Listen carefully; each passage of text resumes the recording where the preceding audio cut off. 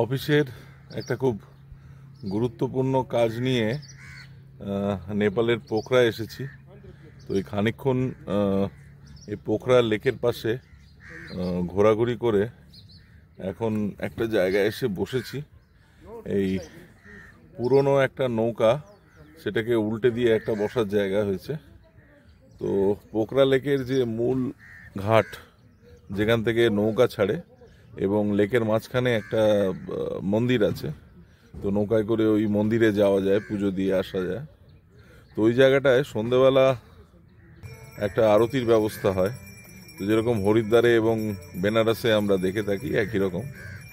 আর তার পাশেই এই একটা পার্ক মতো, যেখানে হেঁটে চলে বেড়ানো যায়, এবং সন্ধেবেলা গুচ্ছ গুচ্ছ লোক এই লেকের পাড়ে এসে বসে আনন্দ করেন। এবং এখানে বারবিকিউ, মদ খাওয়া, বিভিন্ন রকম একটা অ্যারেঞ্জমেন্ট থাকে। পুরো একদম মানে পরিষ্কার ভাষায় আনন্দ করা যাকে বলে, তো সেই জিনিসটা এখানে চলে। কালকে আমরা সন্ধেবেলা যখন এসছিলাম এখানে 6টা নাগাদ, তো কালকে এখানে হোলি ছিল, তো সেই জন্যে অনেক বেশি লোক ছিলেন।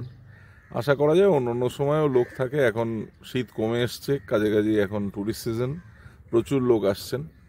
কিন্তু এত সুন্দর একটা জায়গায় যে সন্ধেবেলা এমন অবস্থা হয়, যেটা খুব একটা আনন্দ দেওয়ার মতো জায়গা বলে আমার মনে হয় না। তো সেই জন্যে পোখরা লেক এলে অবশ্যই উচিত হচ্ছে সকালের দিকে এই লেকটাকে উপভোগ করা, তাহলে ভালো লাগবে অনেক বেশি। দুদিকে পাহাড় আর তার মাঝখানে বিশাল এই লেকে নৌকা নিয়ে ঘুরে বেড়ানো যায় 1 ঘন্টা 2 ঘন্টা, এমনকি সারাদিনের জন্যও দেখলাম নৌকার ব্যবস্থা আছে।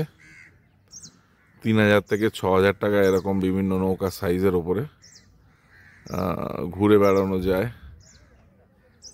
তো সব দিক দিয়ে ভালো, অনেকটা ডাল লেকের আদলে তৈরি করা জায়গাটাকে। তো পোখরা খুবই একটা সুন্দর জায়গা নেপালের, যেখান থেকে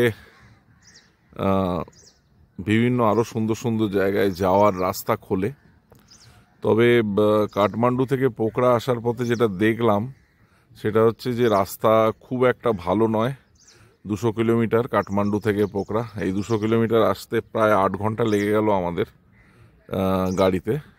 ড্রাইভার বলল যে আগে রাস্তা আরও খারাপ ছিল, তার থেকে এখন অনেক ভালো হয়েছে। তো রাস্তার কাজ চলছে দেখলাম। এখন ড্রাইভারের বক্তব্য এই কাজটা নাকি 4-5 বছর ধরে চলছে। তো এইটা একটা সমস্যা, যে এখানে রাস্তাঘাট বা অন্যান্য ডেভেলপমেন্টের জায়গাটা অতটা ভালো নয়। যাই হোক, সব মিলিয়ে সকালবেলা লেকের পাড়ে হাঁটতে দৌড়তে ভালো লাগবে। সকালবেলায় এখানে আসা উচিত। এখন স্থানীয় সময় 7:45 বাজে।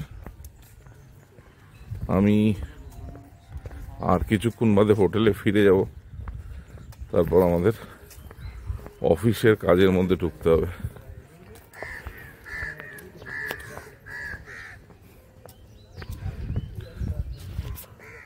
মূলত আমি আসি এইসব জায়গায় অফিসের কাজে। তো বাংলায় একটা কথা আছে, রথ দেখা কলা বেচা। কিন্তু কথাটা হচ্ছে যে কেবলমাত্র কলা বেচার ইন্টেনশন নিয়ে বা কলা বেচার ইচ্ছা মনের মধ্যে পোষণ করে রথের খুব কাছাকাছি এলেও রথ দেখা দিতে চায় না। তো যাই হোক, সকলে ভালো থাকবেন। পরের কোনো ভিডিওতে অবশ্যই দেখা হবে।